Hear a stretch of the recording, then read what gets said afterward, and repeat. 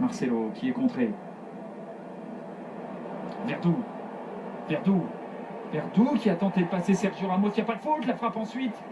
Un ras de terre capté par Diego Lopez. Tous les yeux étaient tournés vers Verdú, notamment du côté de la défense du Real. On n'a pas vu ce ballon frapper à ras de terre. Ensuite, derrière, par Matilla. Et Diego Lopez s'est bien couché sur cette balle. Et là, il y avait bien faute. Par contre, mais ça a quand même permis aux Betis de se procurer une occasion.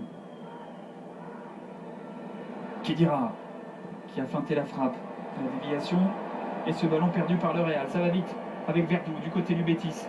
Le soutien de Cédric à droite. Cédric qui va être servi. Sergio Ramos, il a dévié ce ballon, mais Cédric le reprend. Dans la surface de réparation, le ballon de Cédric pour Jorge Molina.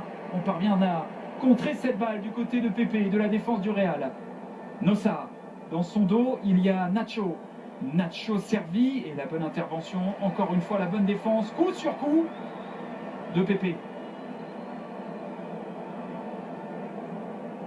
Mais c'est des ballons, ce sont des ballons tergiversés qui mettent cette équipe du Real en difficulté. Le petit pont, vous l'avez vu de Verdú, la faute de Sergio Ramos, elle était encore plus évidente sur ce ralenti-là.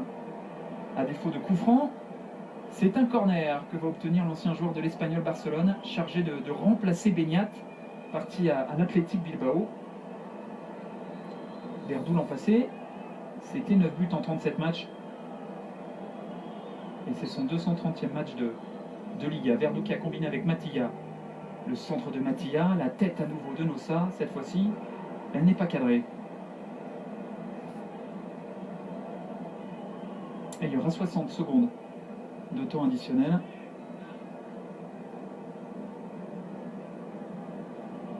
Et des sourires après le but de Jorge Molina et le gros travail de Cédric. On l'a vu sur la gauche de Carlo Ancelotti.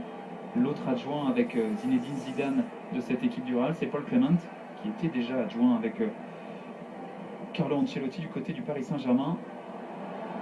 Et le Real qui va peut-être essayer de se montrer dangereux dans ses ultimes instants de cette première mi-temps, avec cette faute obtenue par Isco, très volontaire, très disponible dans ce début de match. Il rayonne déjà dans l'entrejeu du Real. Isco. Marcelo, Özil, Modric, Isco contré. Et c'est peut-être une balle de contre pour cette équipe du Betis. Bien joué, l'agilité de Verdú pour se déposséder de Modric. Ballon trop long. Carvajal qui est sous pression. Et c'est la mi-temps. Le Betis avait refroidi d'entrée les ardeurs des supporters du Real avec ce but à la 14e minute de Jorge Molina. Le Real est parvenu à répondre par Benzema à la 26e minute de jeu. Pour le moment, cette première mi-temps de Carlo Ancelotti sur le banc du Real à Bernabeu se solde par un nul, un but partout. Le visage de Karim Benzema, unique buteur madrilène de ce match pour le moment, en discussion avec Marcelo. Et on va profiter de cette mi-temps pour revivre un match, un des nombreux matchs que vous avez pu suivre ce week-end à l'occasion de l'ouverture de cette saison de Liga. Je vous rappelle que vous vivez en exclusivité sur les antennes du groupe beIN Sport. C'était le match opposant Valladolid à Bilbao. Voici un grand format préparé par Thibaut Beller et aux commentaires, vous retrouvez Frédéric Schweikert.